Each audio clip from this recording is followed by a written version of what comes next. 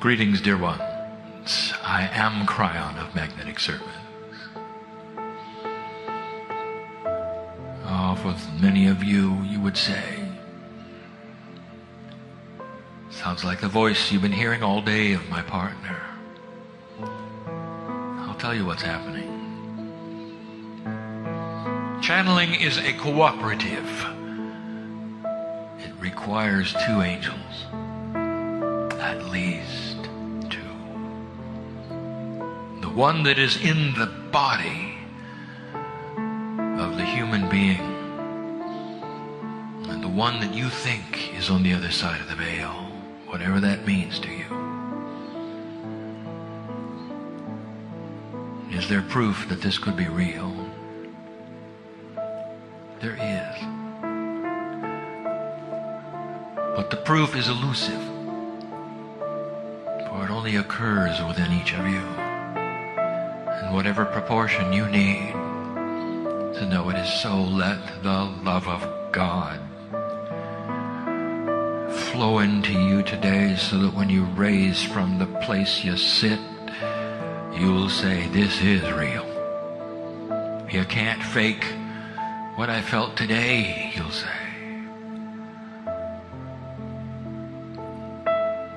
Spirit is very aware of everything that's going on. Everything.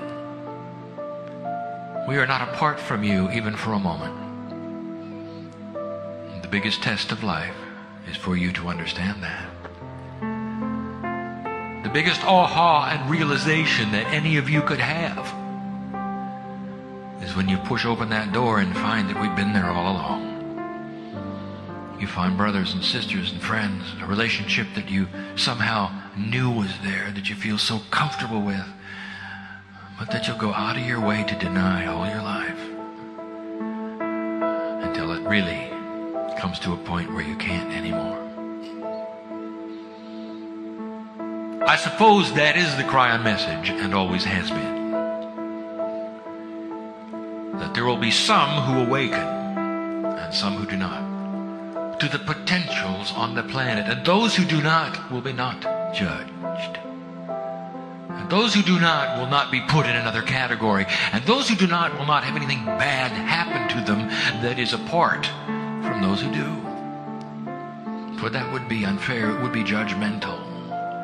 But I'll tell you, those who do, and they push on the door, and they have the communication, and they have the intuitiveness that we speak of, often know through that intuition where to be at the right time.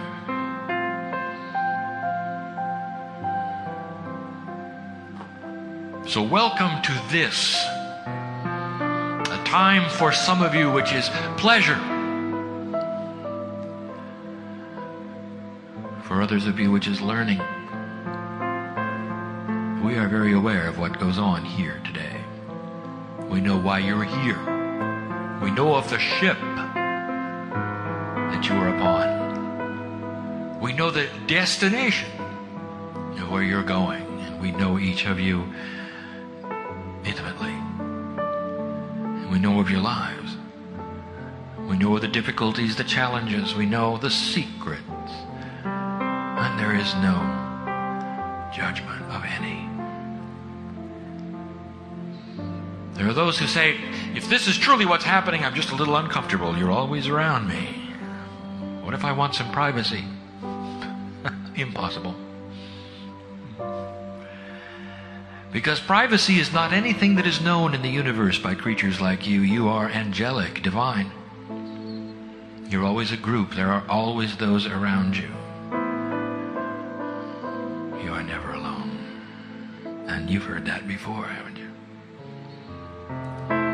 Just a little teaching today, some little reminders that we should get to. After we tell you that this is a sweet place, we're aware of the music. We're aware of the captain, even if he is not aware of us. Listen to me. Dear human being, you're not what you seem.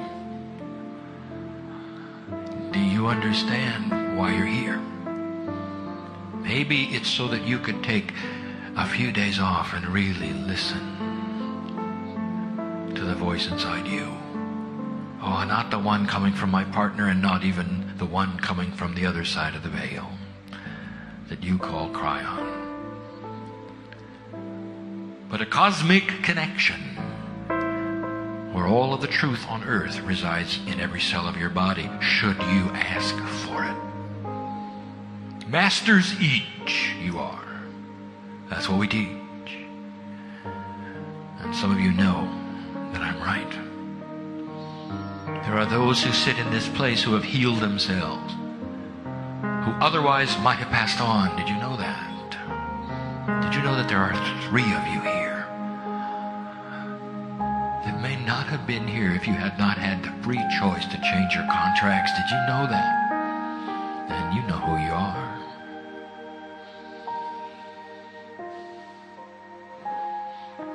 I would like to remind you about numerology. Simple. In its simplest form, there is no accident. When you connect numbers to almost any other system you might have, in any language you might have, there are no accidents. You know what the numbers mean. And because your culture is the way it is, it's different from place to place. But let us talk about the one you're in, the one you know, and the language that you speak. Simple. There are many human beings who've actually changed their own name because they did not like the numerology of the one that was given to them. And that numerology is often done in the simplest form that anyone could understand. You assign a number in the alphabet to the letter. A would be 1, Z 26. And using that simple system, which is not anywhere near as accurate or complex as some of the more profound ones, even it will give you the energy of basic names.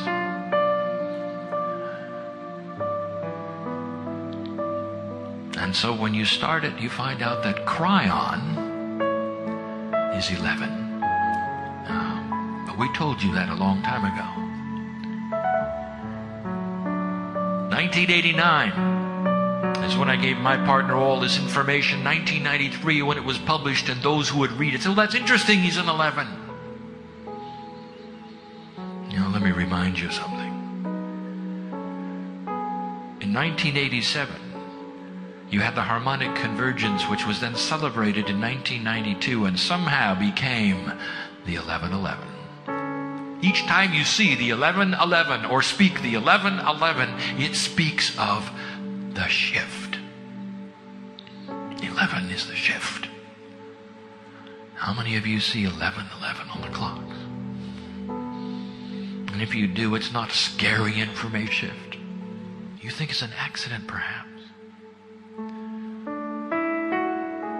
You ever think of that?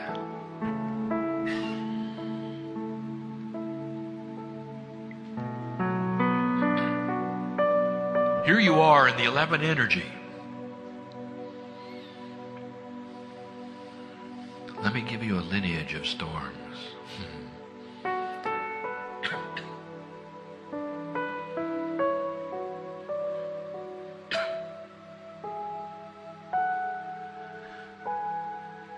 One of the most commonly used metaphors we have had is that you are a lighthouse in the storm.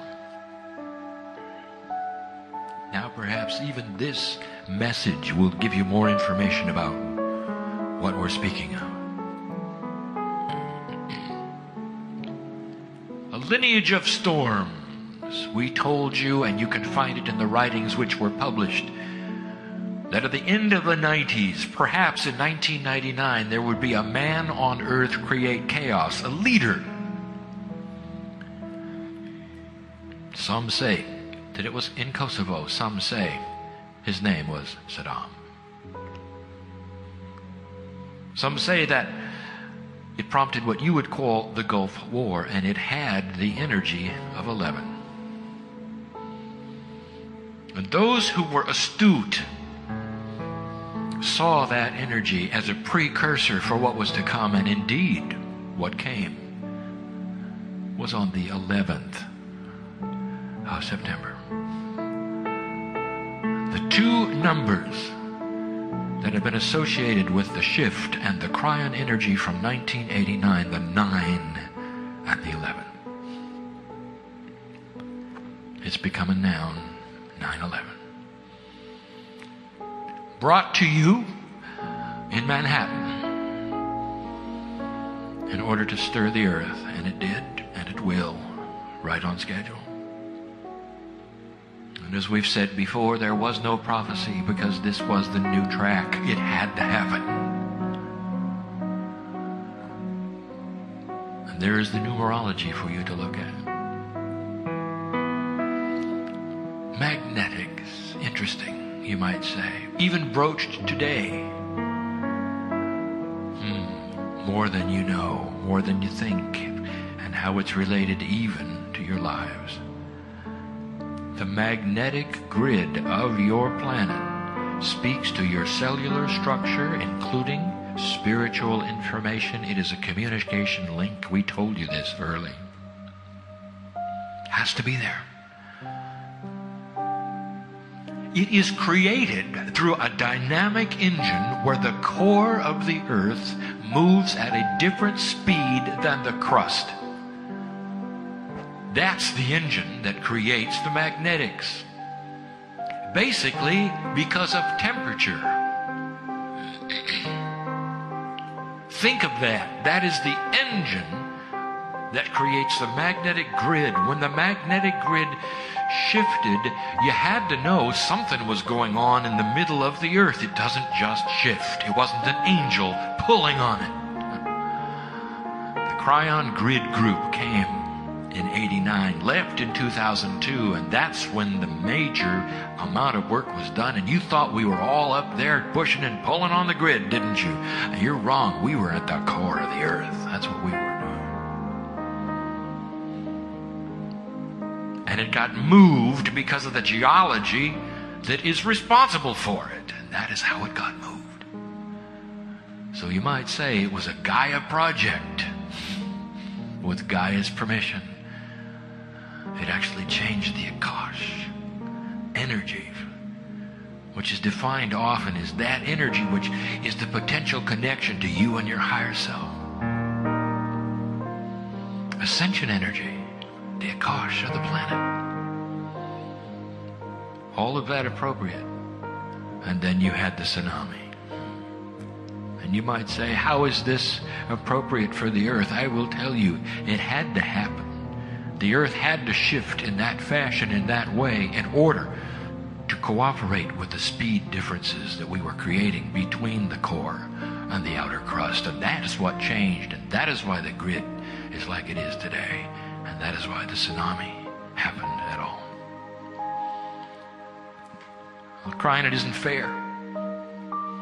All of the human life that was seemingly wasted. As many times as we tell you this, you won't understand how death like that could be appropriate. I'll tell you, dear ones, that all of those precious souls knew of the potential. And they all came in willingly. And what does that tell you about the courage of the angels? Like you, who come in. I'll tell you, there's a difference between you and them. But they had it easy. They just came and they went. Some of them precious souls, tiny ones, they just came and they went. Ask them now. They're very happy. You're still here. I'll tell you who made the hard decisions. It were the ones who laid into the wind of birth and said, we're going into the Armageddon energy and we're going to change it. We're going to be lighthouses and we're going to live in a land where we don't have to suffer, and we're going to live in a land where we have an abundance, because then we're not in survival mode and we'll be able to turn our attentions to be a light for this planet, and we're going to send light here and there and make a big difference. And I'm sitting in front of them, and these are the courageous ones. What really scares you? Oh, we'll talk about that in a minute. The tsunami generated more compassion. for this planet than anything had since you've been alive. And all of the compassion went into the earth, and that's the reason that it was benevolent. In a way you don't understand. The death of children, can't understand it. You won't understand it. Because you have a pure heart. One in duality, one that loves life. We understand. You don't see it as we do. Life never ends. Real life begins when this one ends. You're so restricted here. You want to know what real life is? It's when you're on the other side of the veil in a relationship with God that lets you see who you truly are. And now, Katrina. And we say to you, dear human beings, when are you going to get it?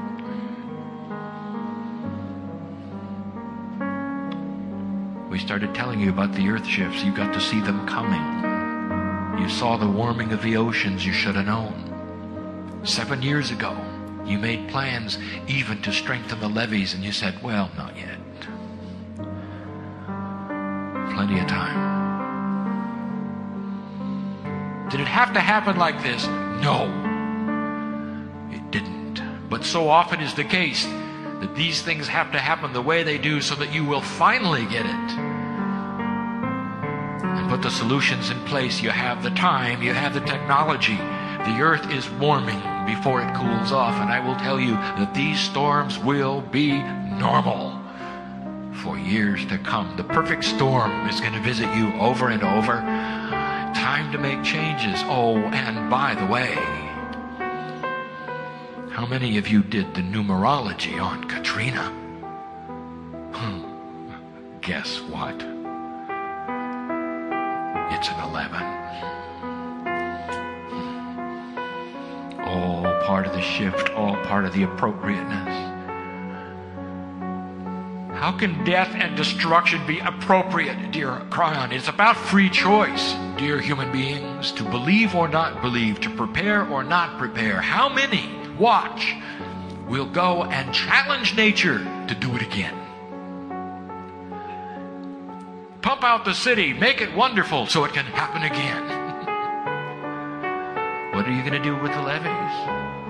Oh, you're so linear.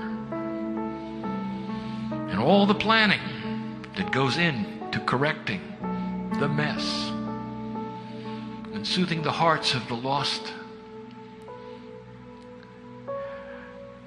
those who lost their loved ones. They'll just go home and let it happen again. And you say, well, no, we're going to strengthen the levees. Better do it quick. There isn't much time. Because this is going to be with you for a long time. I've even instructed my partner, don't plan any cruises in September in the Caribbean. And you won't see any. Because this is going to be with you for a long time. That's what happens when the oceans warm up. You're so linear. What would be easier, do you think? To create levees to hold back tens of thousands of tons of pressure of a lake and a moving river, or building a simple wall around a city to keep the flood out if a levee broke? That's not going to happen. It's too simple. We're aware of all that took place with the storm. The love of God is represented here, and it's compassionate, but I will tell you that these things will touch many before you understand that you're going to have to build around nature instead of in spite of it.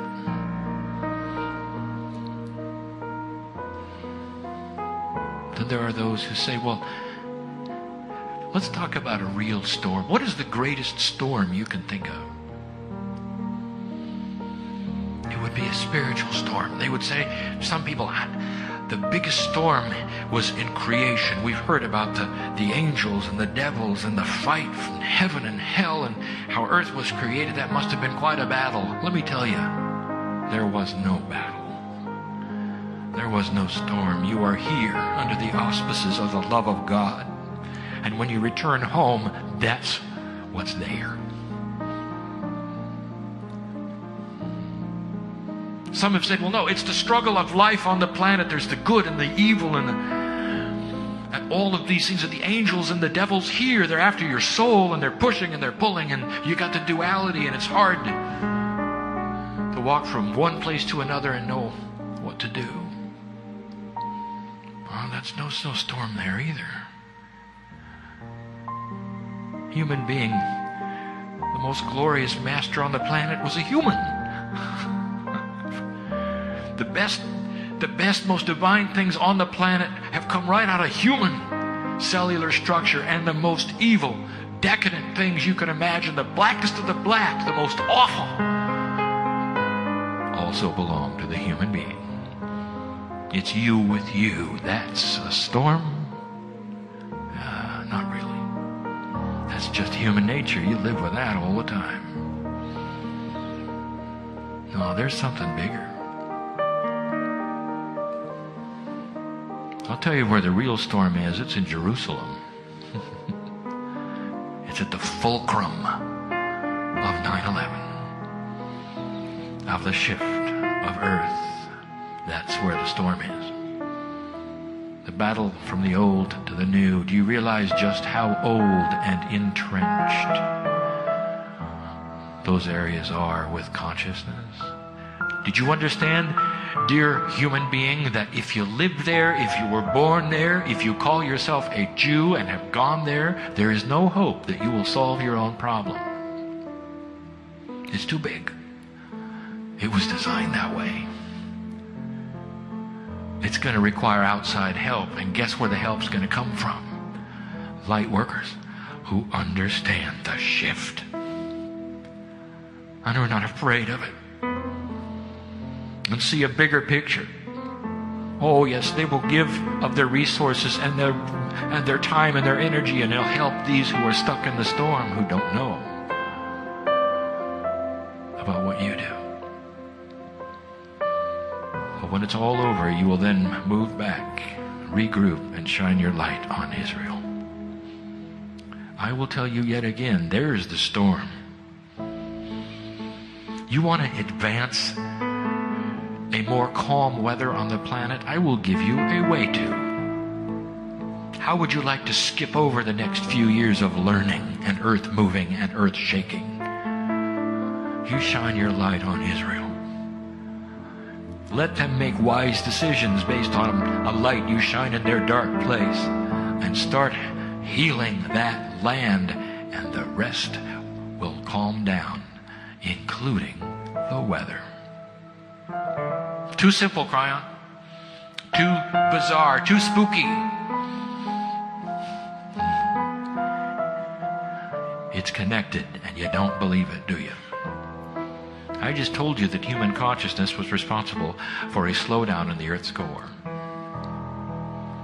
An earthquake that made a tsunami, and a warming ocean that created Katrina.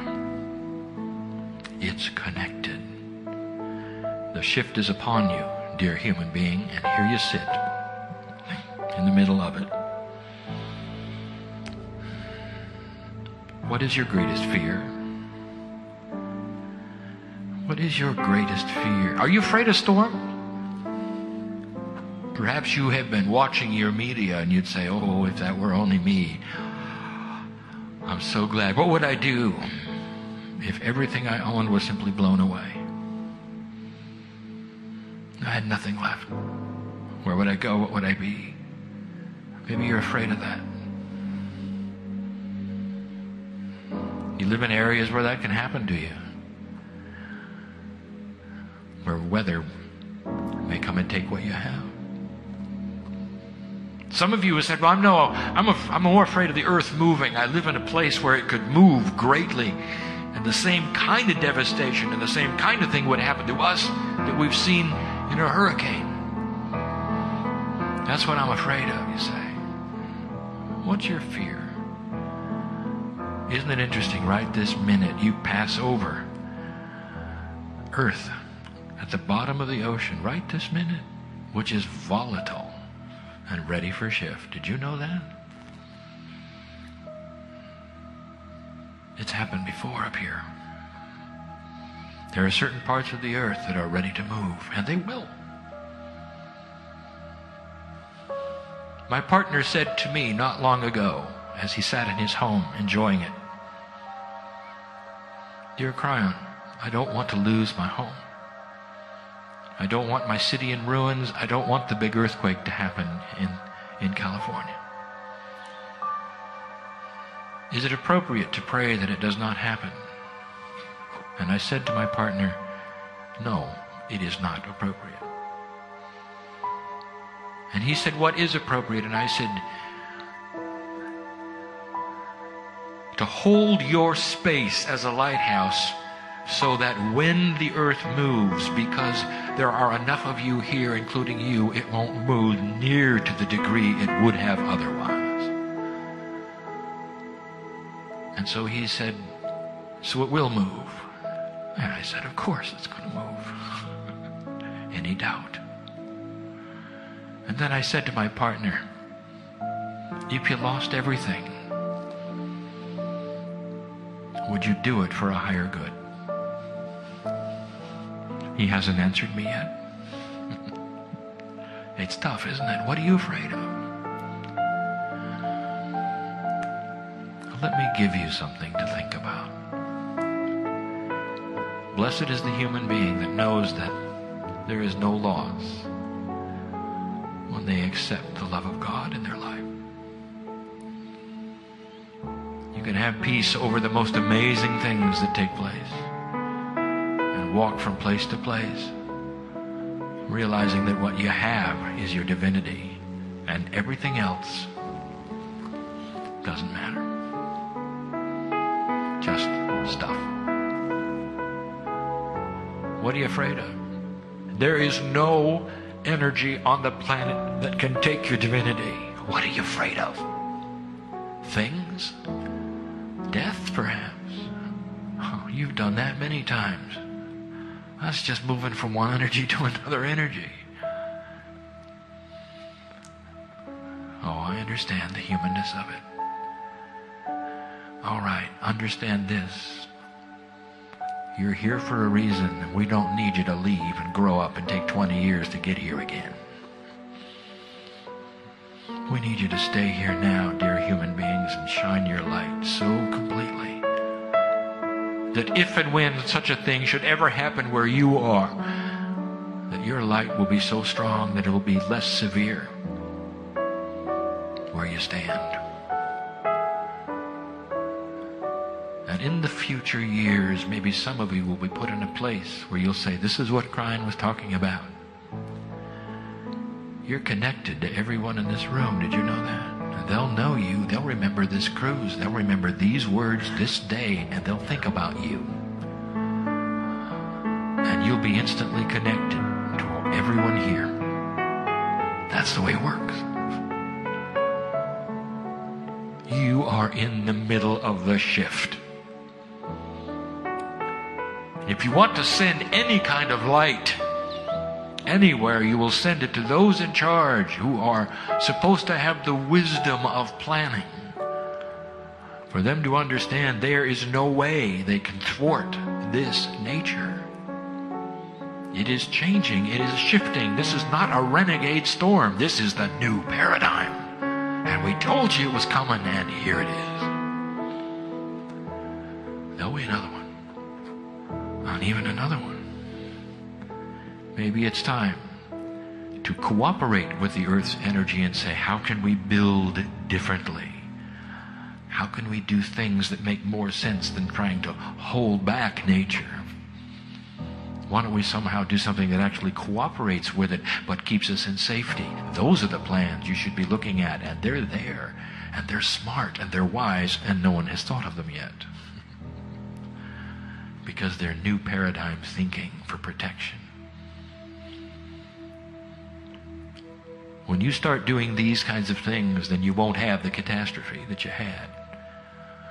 There are certain kinds of building that you can do that will sustain themselves during these kinds of winds. No one has ever yet thought of building an aerodynamic home, have they? Every home that you see made of matchsticks and built to have the roof pop off. How interesting. You get a few of those being built on the coast, and when you see that they don't blow away, it'll be a new kind of funny-looking house. Watch for this. Should you choose to accept the wisdom of it. Think of it, an aerodynamic home. The more the wind blows, the harder it blows, the more it's pushed down into the earth instead of lifted up. All the technology is there.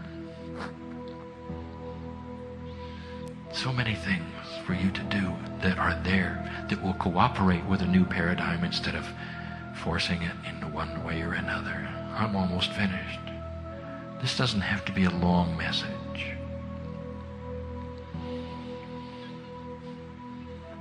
Kryon, what is the greatest paradigm you would like us to accept and understand and realize that will get us from A to B faster and change the weather?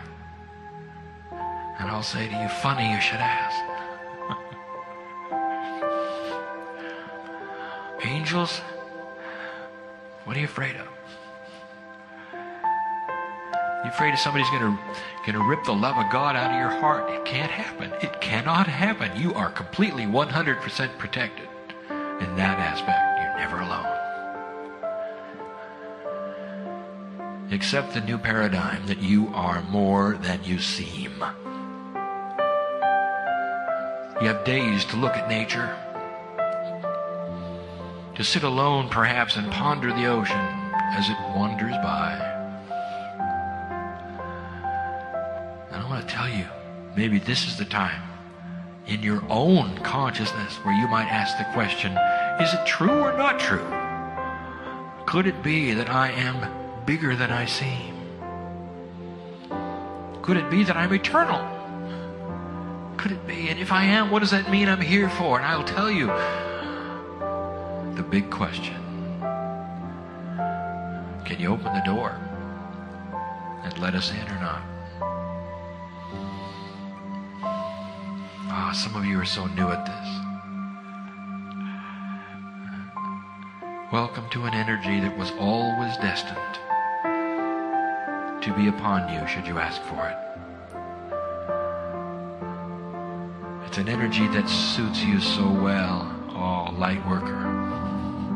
Different consciousness, each one. Different ideas of how things work, each one. But each one connected to the other so strongly that when I tell you that the love of God is in this place, you'll know I am telling the truth. We even have the potential of a healing before this cruise is over. Someone who will leave differently than you came. What about that one? Light worker. The Kryon message is always the same. It always will be. Maybe there'll come a day when you claim the mastery inside and you've taken over the planet and created the New Jerusalem, and I can just walk away and wait for you to come home. And if that ever happened that way, I would be rejoicing every day that you had come and created exactly the potential that we see. The potential we see is peace on earth. You may live long enough to see it or not. It doesn't matter. While you're here, you're shining a light that no other creature could do. You see, it's the one who is awakened that knows the story. It's the one who's awakened who knows how to send the light. And that's why we love you the way we do. That's why you're here. I was with you when you leaned into the wind of birth. We talked about the potential, and here it is. And here it is.